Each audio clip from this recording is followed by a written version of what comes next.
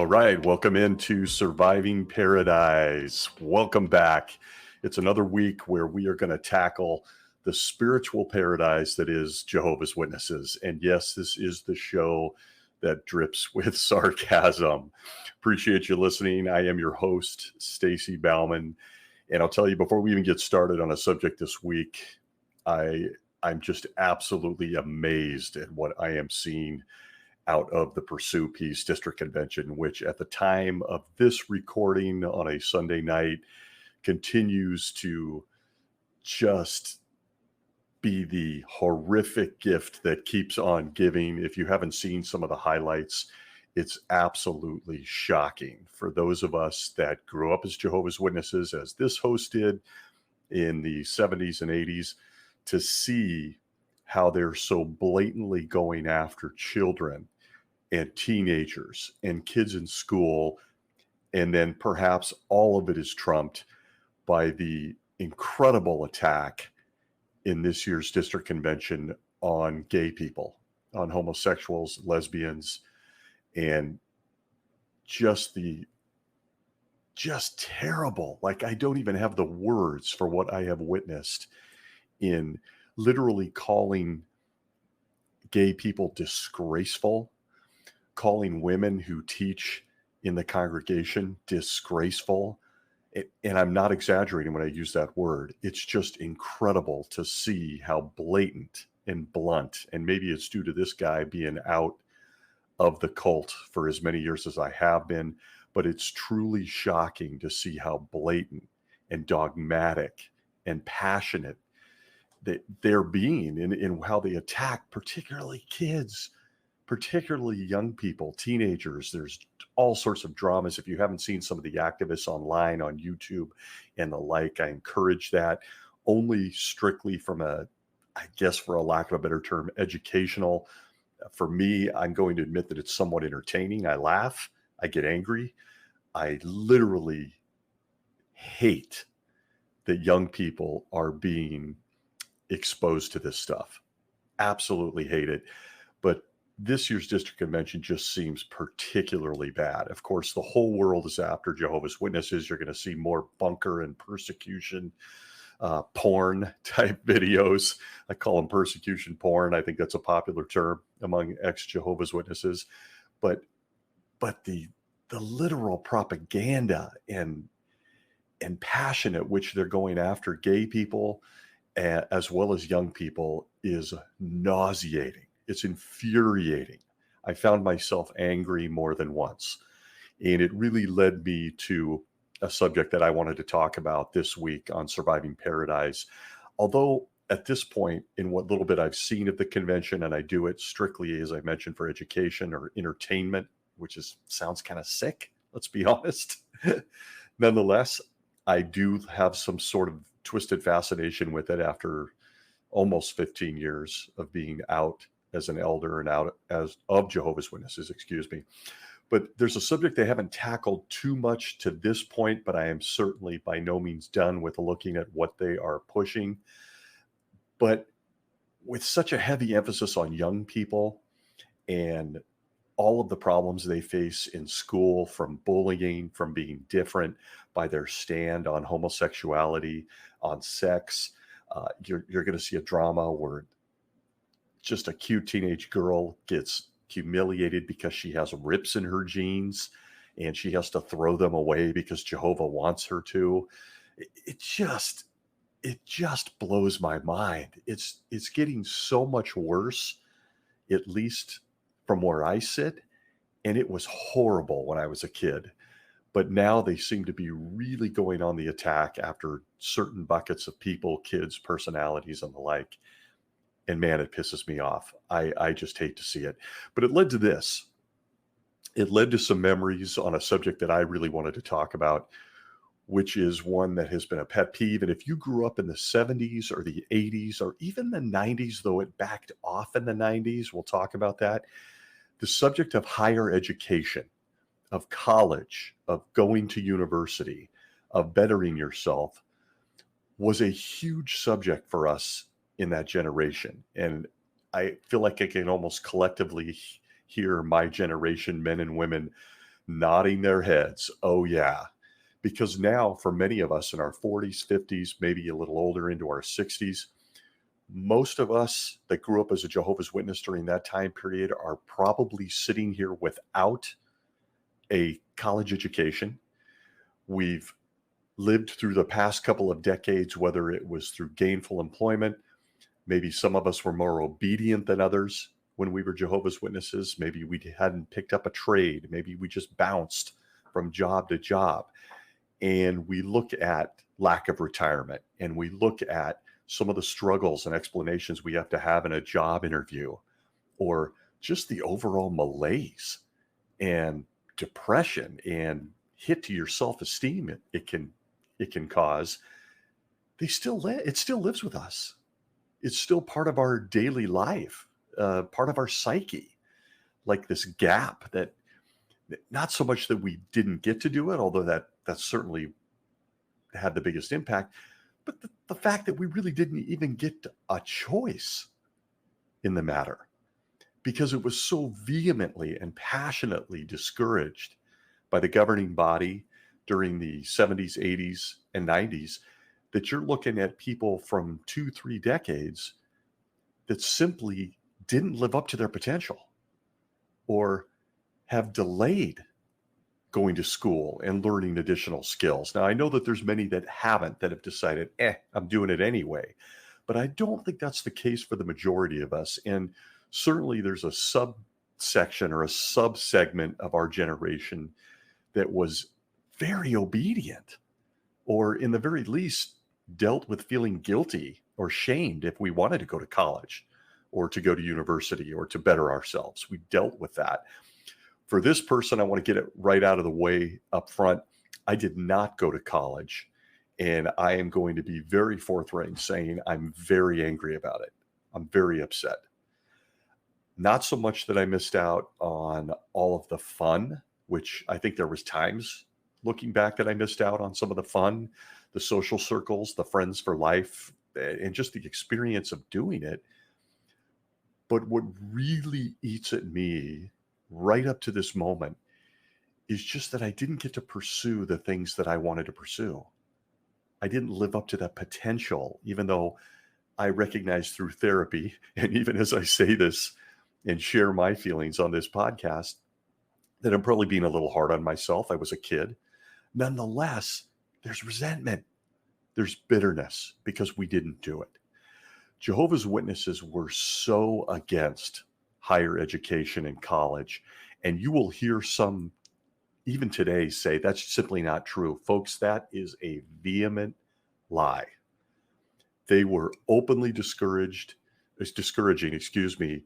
openly negative, openly shaming people that even had a desire to go to college and get a better education, get a better job in this, of course, wicked system of things that was ending any day now. So I want to dig into that history a little bit, and I want to talk about experiences. And I know that there are many that are in the same boat I am when it comes to college and higher education, that we didn't go.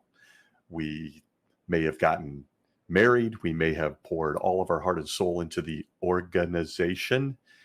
And by the time you turn around, you're in your 40s and 50s, and sure, you could go. And if you want to, you should go.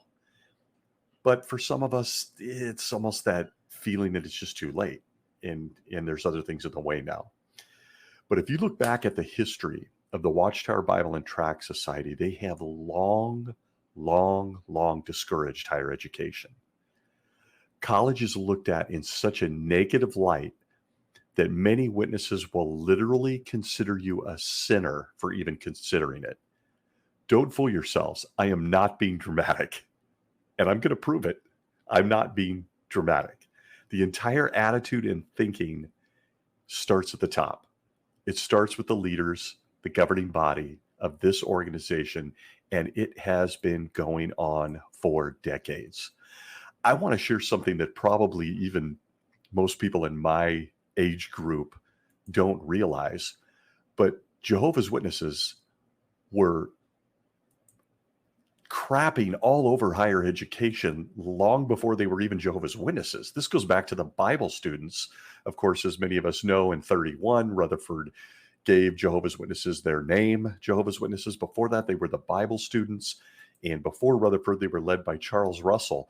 If you go all the way back to his 1911 edition of the Studies in the Scriptures, there were 6 editions to this, you will see that in 1910, Charles Russell was already taking a proverbial dump on education, and he was discouraging it for people at the beginning of the last century.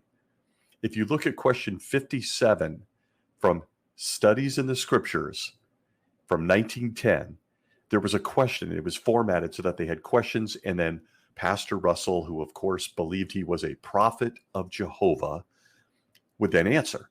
And the question was, should the saints go right on and educate their children in this day for earthly positions, knowing that they will not get into those positions in this age? Will such an education, college or university, be of value in the millennium? I mean, I'm sorry, the question itself is what? This was Charles Russell's answer, or I like to refer to him as Chuck, because after all, Chuck is in heaven now, judging everything you and I do at this very moment.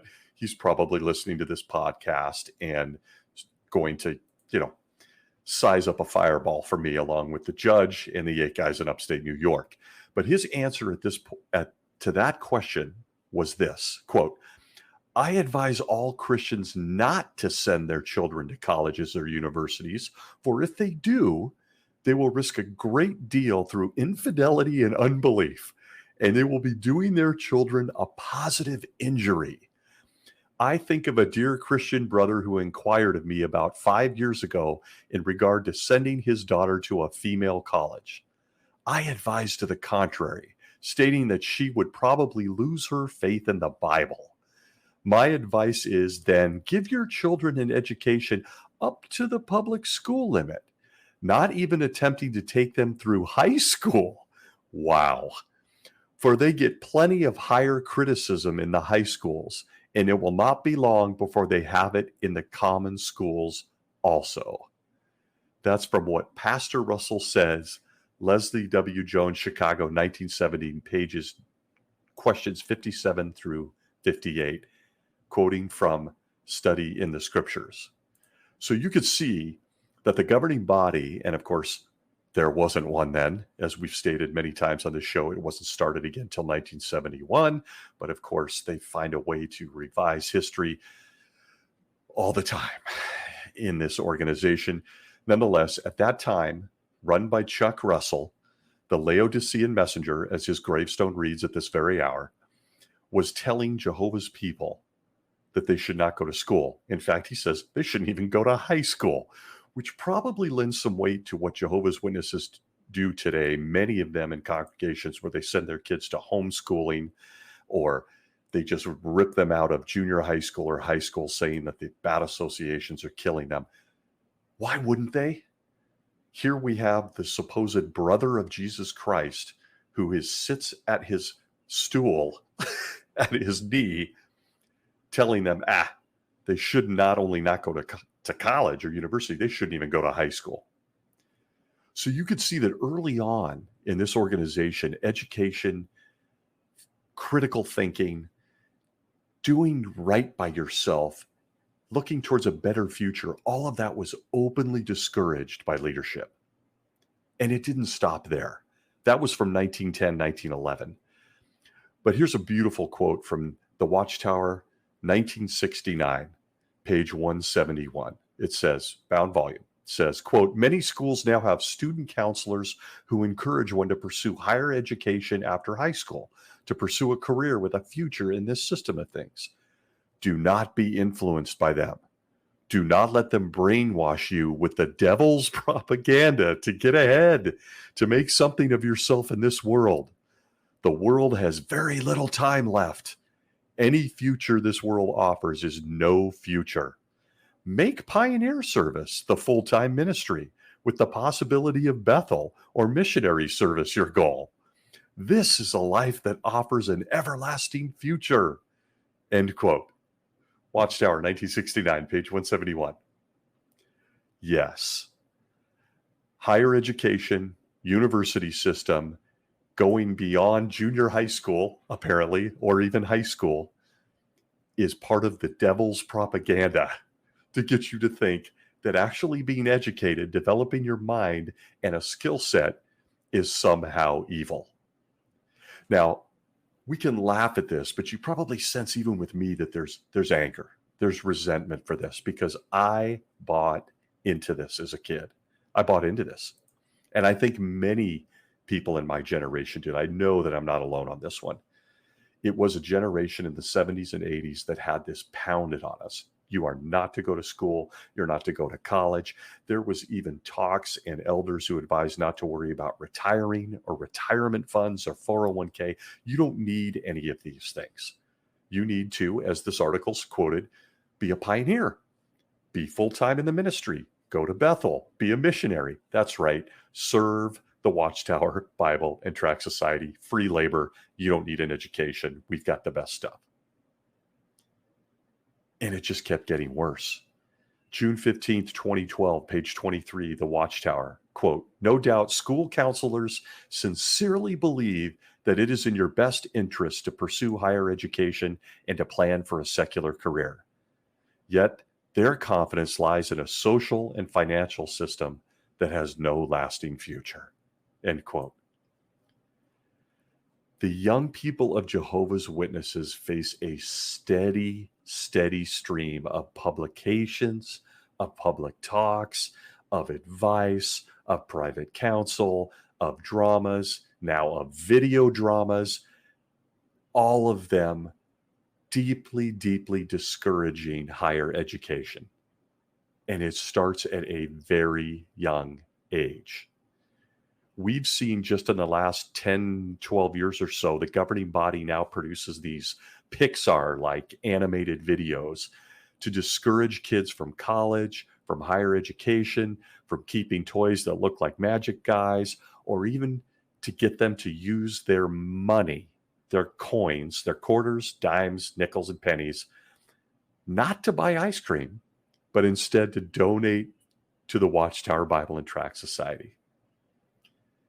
And you ask yourself, what is the result of this endless propaganda against higher education?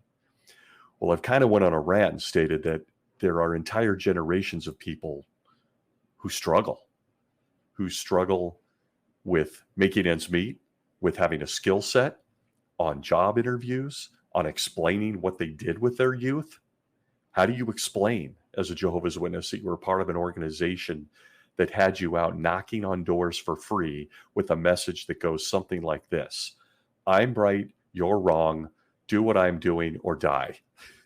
That's a really difficult message to share with a prospective employer. They don't quite understand it. You might find the rare person who admires your guts or even had you to their door and has long been curious, but it doesn't translate into a skill set that they necessarily want to hire. So the result of all this endless propaganda that continues down to this day, this district convention with these kids, is devastating. I want to give you a quick factoid here. According to the 2008 U.S. Religious Landscape Survey, sponsored by the Pew Forum, quote, Jehovah's Witnesses have among the lowest average education and income levels of any religion in the United States, as shown in independent studies. I'm going to repeat that because there's generations of us that feel this, and they're continuing to build future generations. It says Jehovah's Witnesses have the lowest average education and income levels of any religion in the United States, as shown in independent studies. It's unbelievable. And I can tell you from my own experience, this type of thinking was pounded into me at a young age. I was one of those kids who was studious. I wouldn't go so far as to say I enjoyed school, but I enjoyed learning. There were subjects and things in school I did very well at. I was just short of a 4-point straight A student. I had relatives that were 4-pointers, that were valedictorians, also witnesses, that did not pursue their talents, did not go to school or college, got married at 19, 20, 21, went out into the workforce, struggle along. Same story. But this was pounded into my head at a young age. I'm sure there are others that had the experience. High school was different for me personally in that I was raised by a single mother. So I had the opportunity to do some things that maybe I wouldn't have had I had a strong witness father in the house. My mom was a little looser.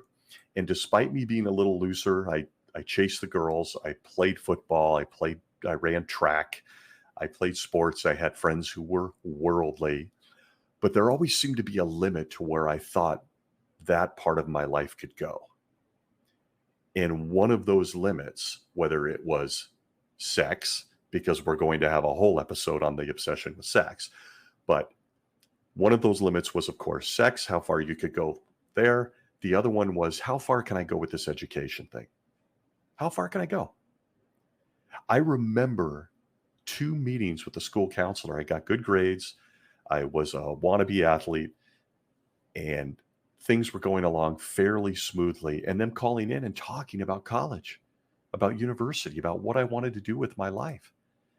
And at that point, I wasn't even really a strong Jehovah's Witness, but I still had the belief system pounded into my brain. And for me personally, I didn't really become a strong dyed-in-the-wool Jehovah's Witness till I met a girl from another congregation. And I decided after high school, I was in love and I was going to marry her. That's what I was going to do. And it was then that I got serious, really serious about being a good Jehovah's Witness brother and what I was going to do there. But in the interim, in high school, there was the opportunity to go do all the things I wanted to do. And for me personally, it was journalism. I was very attracted to writing, journalism. I had a time at one point was on the school newspaper. I liked writing. I was good at research. I liked public speaking. I liked all of those things. And so I thought, I really want to turn this into something in the journalism media. But I quickly had to bury that because I knew that Jehovah didn't want me to do that. I'd been told that from the time I was little. There was no reason for me to do it. I didn't even need to worry about it. Somehow money and jobs and opportunities were just going to fall from the sky because I was going to love Jehovah and I was going to get out of school and marry a nice sister. And then I would become a ministerial servant and an elder. So all this other stuff, it was just satanic propaganda. And they continue to bury kids with this. Just bury them. They're doing it in this district convention. That they shouldn't have any personal goals, that they shouldn't pursue anything where they might learn more. You saw Chuck Russell stating in his own real world experience that, oh my God, if you let them go to college, they won't love the Bible anymore. They won't love Jehovah. Their life is going to completely descend into wild orgies and drugs galore, and they won't learn anything anyway. I mean, the constant negative barrage started at an early age. So getting back to what the endless results of this are. In 1993, researchers published the result of a massive survey of trends within major religious groups. Barry A. Cosman and Seymour Lockman conducted a national survey of religious identification. The survey had a sample size of 113,000 people. Of the 30 religious groups included in the survey, Jehovah's Witnesses had the lowest percentage of their members graduate from college. They had the lowest percentage of any religion out of 30. So when a Jehovah's Witness argues or when the governing body rolls it out, and says, oh, it's a conscious decision. It's up to that person, which they tended to lean into in the late 90s. I saw it myself when I became an elder. They're not being honest. It's a lie. And while some may see this as nitpicking, this one teaching has led to entire generations of poorly employed Jehovah's Witnesses. As I mentioned, They missed out on retirement, on investing, on even buying a home. Many Jehovah's Witnesses are single-parent families now. They're holding true to all the moral laws, everything they were taught when they were a kid, when they were a teenager, but they have no education and they have a menial paying job, or they struggle, or they just struggle because it's not universal. There's some people that flat out disobeyed and did great. But it is genuinely, in my opinion, one of the most awful things the governing body of Jehovah's Witnesses does to their people, particularly their young people. It's not just losing out on income. It's not just losing out on opportunity. It's what it does to their self-esteem, of their power of control, of building their own destiny.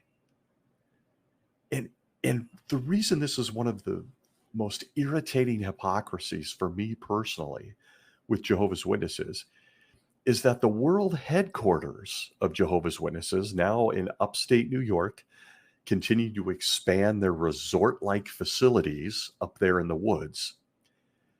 Those world headquarters are filled with doctors, dentists, lawyers, engineers, technology and software leaders, media engineers. The list could go on. How did they all get there? Wait for it. College. They went and got a degree.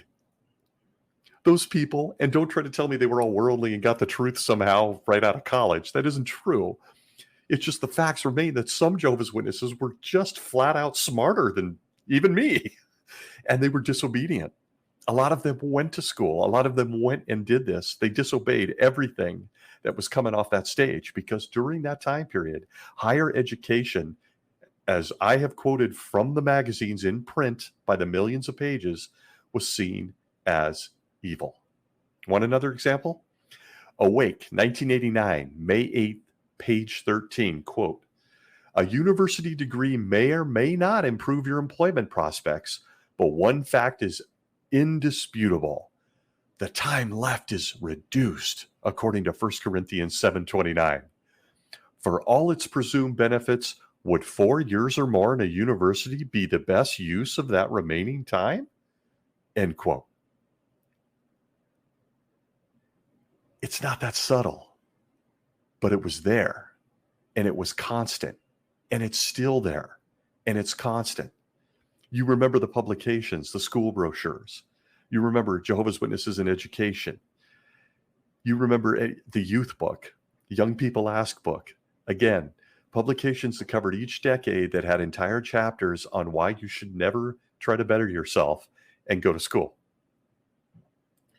For those that were obedient to it, I was one of them, although I think, if I'm being raw, organic, and honest on this podcast, I think a lot of it was it allowed me to be lazy. It allowed me to not be anxious or worry about going to school or having to live up to those standards. It just allowed me to go, it doesn't matter. You know, this generation in the 80s is about to pass away. We're in the last days of the last days of the last days, according to Stephen Lett. We're there, and I didn't have any reason to worry about this. I thought, why am I worried about this? I mean, I'm really burying my soul here. Why am I worried? I don't need to worry about this. I'm going to be in Panda Bear with my family, and I'm going to wear a nice pair of khakis and eat fruit bowls and play a harp. This is what we believed. At least I did, and I know I'm not alone. So for those that are obedient and don't go to college, guess what? You're encouraged to go door to door for the rest of your lives on a meager income, and you'll be happy doing it. Those that do go to college, they disobeyed, and they did not allow it to crush their self-esteem or allow that counsel to impact them. Well, they serve at Bethel. They get to serve the Watchtower Bible and Tract Society, and they get to do it without any or very minimal pay. Seems like a win-win for a certain group. Wouldn't you agree? The guys in upstate New York. It's literally mind-blowing to consider what this organization has done to generations of young people in reference to education. And they have taken a very serious tone with this, a very serious tone. In fact, if you look at the 2020 edition of what we call the Elder's Manual, otherwise known as Shepherd the Flock of God, I've got a brand new one, but in the 2020 edition, it actually takes the time to address higher education in chapter 8. Now, you're probably asking yourself, well, hey, Stacy, what's chapter 8? Is that entitled Don't Go to College, or Universities Propaganda Led Worlds Filled with Satanic Demonic Influence? What's the title of this thing? No.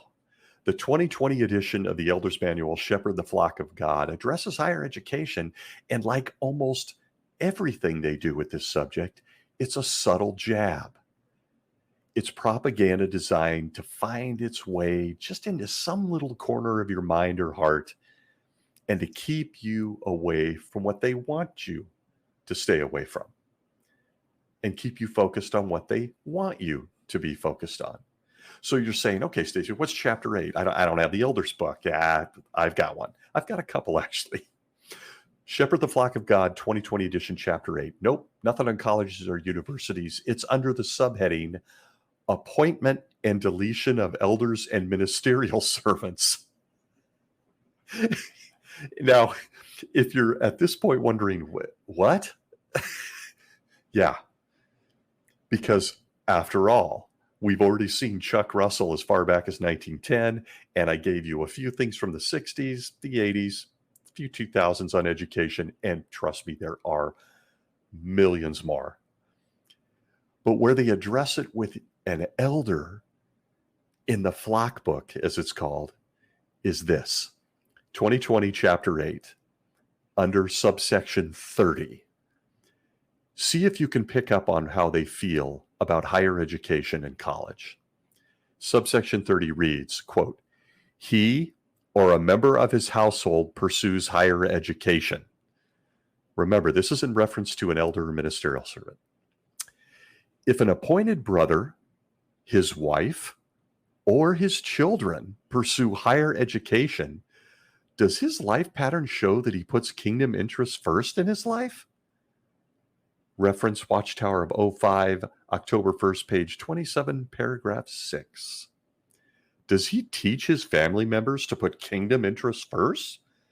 Does he respect what has been published by the faithful slave on the dangers of higher education? Do his speech and conduct reveal that he is a spiritual person? Do you see how they do what they do? Questioning a man's character because himself, his wife, or his children might want to pursue higher education, might want to take it a step further, get a trade, learn a skill, become a professional. But do you see the subtle jabs that they take at people, at their very character, at their spirituality? Let me repeat that. This is a quote from this, does he teach his family members to put kingdom interests first? What does that have to do with school? Does he respect what has been published by the faithful slave on the dangers of higher education? Now we're down to it, aren't we? Now we're down to it. The subtle act of subliminal suggestion of propaganda by the governing body. Back in, quote, do his speech and conduct reveal that he is a spiritual person? How is he viewed by the congregation? Why is he or his family pursuing higher learning?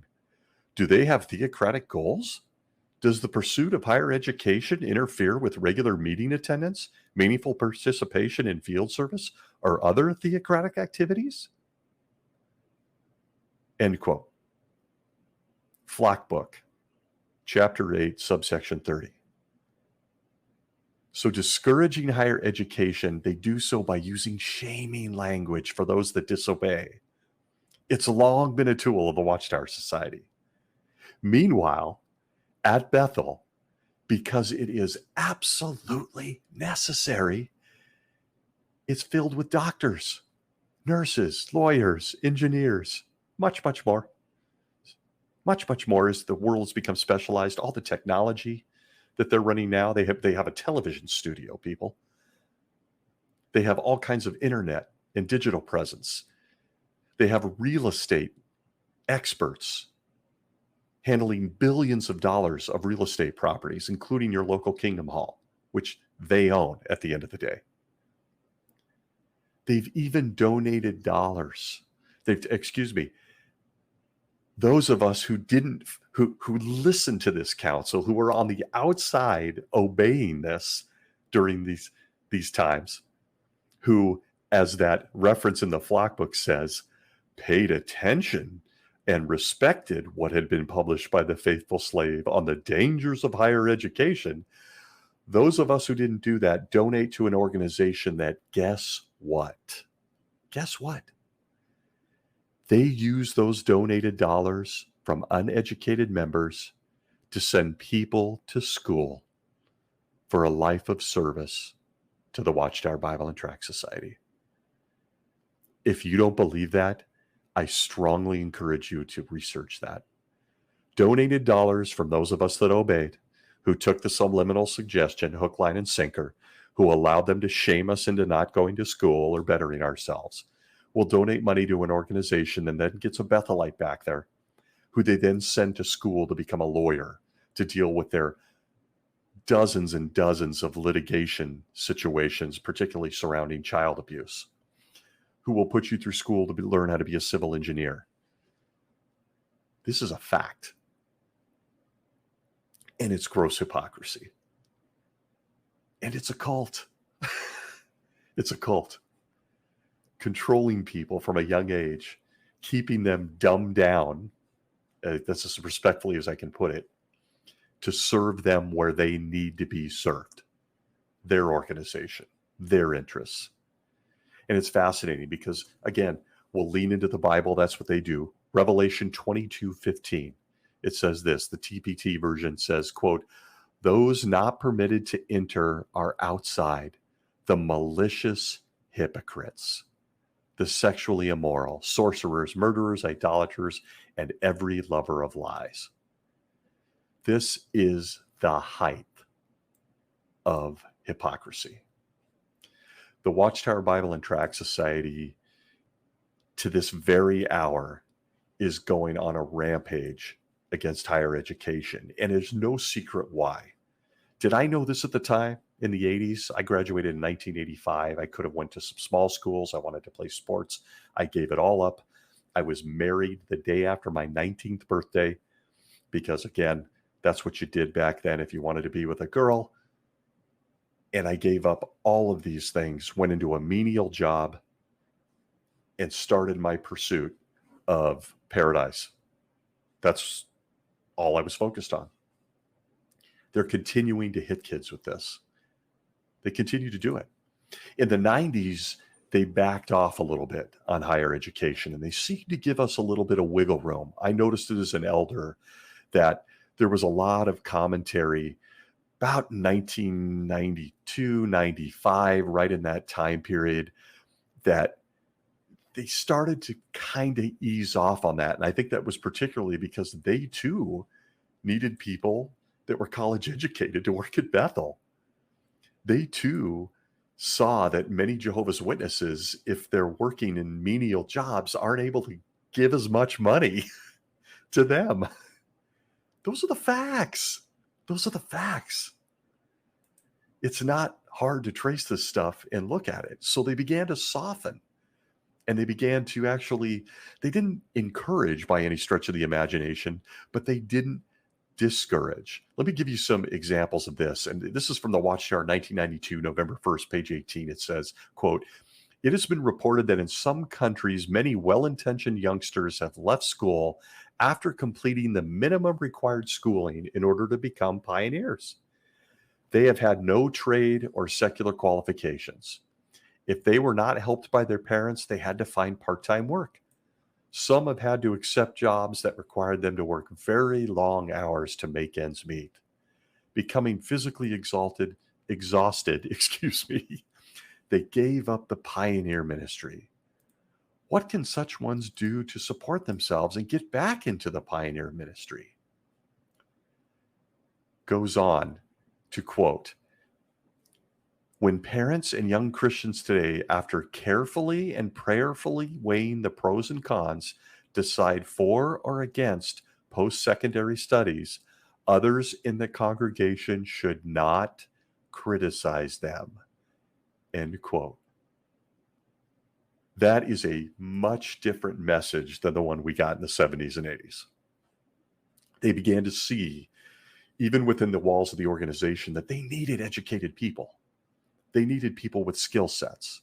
They began to recognize that if you have a bunch of poor people in developing countries, you're not really going to be able to build these resort-like spreads in upstate New York. You're not going to be able to, at that time, maintain the compound in Brooklyn, right there with the skyline view of Manhattan. You needed people that could make some money. You needed people who were educated. But this was all rooted in fear. It was all rooted in fear. The fear that, of course, if they go to school, if they have access to the old literature, if they develop critical thinking, they're going to know real quickly that Jehovah's Witnesses are not what they think they are. They are the man behind the curtain. They are filled with error. They are filled with hypocrisy. And in some cases, with some of the leaders, they're filled with downright evil. And those are the facts. So they had to go on this rampage, if you will, against higher education. In the 90s, they backed off. I'll give you another quote. Watchtower of 99, September 1st, page 17, where it said, parents may arrange for their children to receive some supplementary education after high school. I mean, wow. That was huge for someone my age to hear at that point. I'd been out of school for 14 years when this quote came out. Planning ahead in this way so as to care for adult responsibilities, and especially so as to be able to share in the pioneer service over the long term, is not incompatible with putting God's kingdom first. September 1st, Watchtower of 99, page 17. Literally, again, this falls into our episode on New Light, right? All of a sudden, an organization that's railed against higher education and cost millions of people in my age group opportunities, and in the very least, potential. Not something you can go buy at the local store. It's gone when it's gone. They suddenly say, hey, look, if you got to get a little education, do something supplementary after high school, and, you pioneer, this is not incompatible. That's still putting the kingdom first. This was shocking language to people from my time period. Like, what? And there were plenty of kids among Jehovah's Witnesses that were smart enough to do it, to ignore the ridiculous counsel of the past and do it. And to those kids, I couldn't be happier. They're not kids anymore. They're adults with families and have really nice careers and jobs. And often case, the fear was real. A lot of them left as soon as they got out from mom and dad's roof and they could actually see things for what they were. They got out. And for that, I couldn't be more happy to see that has been the case for many, many people. But I would love to hear from those that come from my generation and just how much higher education was frowned upon during that time as Jehovah's Witnesses. Because then, once again, it flipped back.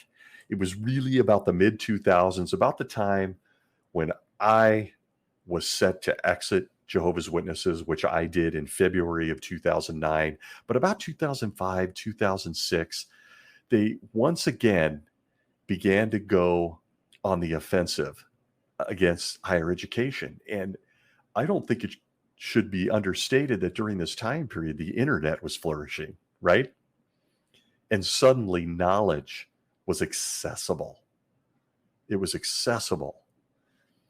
And everyone had it at their fingertips, at the keyboard. And college was even more terrifying. Note what they said here. They've really, once again, amped up the negative commentary around higher education. This is the Watchtower 2006, April 15th, page 27. where it says, quote, "Do you not agree that to continue enjoying divine blessings, we must resist seeking things for ourselves at the expense of Jehovah's worship?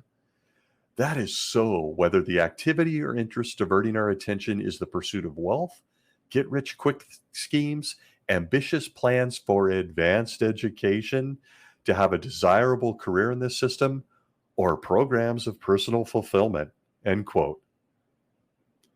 Watchtower, 2011, June 15th, page 30, quote, "If you have a means of supporting yourself, do you really need to spend time, money, and effort on further education just to realize personal aspirations or those of your parents or other relatives?" End quote. Just unbelievable. Again, you could easily get off course here and begin to talk about the, once again, strobe light effect of Holy Spirit and how Jesus is apparently communicating this message on higher education to the 8 guys in upstate New York. It's bad, it's good, it's okay, it's bad, oh, it's bad, it's good, it's all right if you need to, nope, it's bad.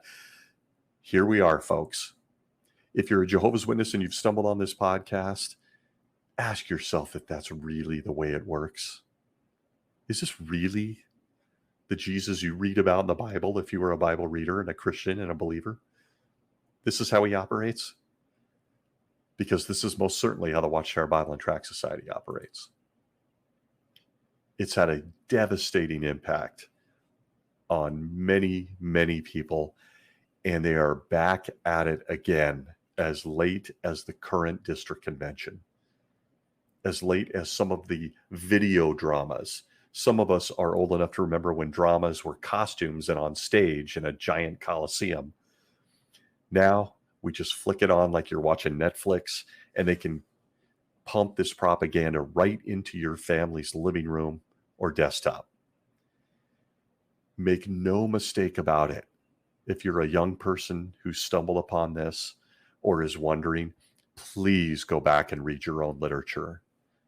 And please understand, contemplate, and meditate on the fact that your own facility in upstate New York is filled to the gills with educated people. You don't run a television studio or a digital presence or build far-reaching facilities without engineers, without software engineers, without dentists and doctors to take care of the elderly, construction magnates, architects. All of this is based in education. All of it.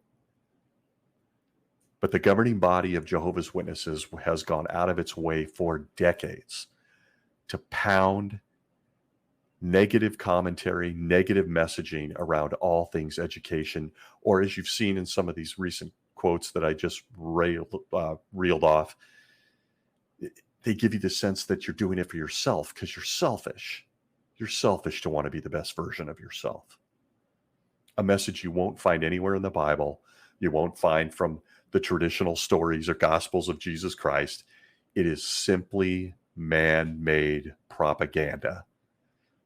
Please give that some thought. I'd love to hear from some of the folks that listen to this rant from my generation, your own experiences in high school, the own decisions you had to make or not make in reference to what you were going to do out of school, with your own future, with your career, with maybe a passion that you gave up. For me, it was, as I mentioned, it was journalism. It was something that always interested me. I enjoyed it. And I gave up the opportunity to do that and became a guy who was doing a lot of public talks for a better part of 10 years, 11 years as an elder, actually more, when I consider I was given public talks as a ministerial servant. They took whatever it was that you're interested in and they leverage it to their benefit. None of which is something that is taught in the Bible. Again, we've got a future episode coming up just based on the concept of going on beyond the things that are written. Might even be next week, based on how I'm feeling about this subject. But I'd love to hear from you guys, as mentioned. I really, truly appreciate all the feedback on YouTube, the DMs. We are moving in lots of different directions with this podcast. It started out as something that really was a passion project, as I mentioned many times, but I want to move it into an arena where we get to talk to people, other people besides myself, and we get to laugh, cry, and experience, what it's like to heal for those of us that are out, and perhaps lay the groundwork for someone who's on the fence about leaving, that might be a PMO or be a Jehovah's Witness. And truly, if you're here and you're listening to this podcast, this subject was on higher education. There's subjects on lots of things in the past and lots of things moving forward. Please do shoot us a comment, a like, or a subscribe, reach out. We are here for that group of people. That's really the purpose of this podcast and some of the commentary that you hear on this podcast. That's to help other people. So I want to thank you again for taking this little journey through the spiritual paradise of Jehovah's Witnesses and the governing body's endless diatribe and vitriol against higher education. It continues to this hour. Please do like, subscribe. Appreciate hearing from everyone. Keep those suggestions coming. I appreciate all the support. And for those of you that are out there that are PMO or just stumbling upon this little podcast, please be well, be good to yourself, be well, be safe, and do what's right for you. That's extremely important as you take this journey. So thanks again, folks. We will see you next week. And once again, kudos to all of us that are surviving paradise. Thanks again.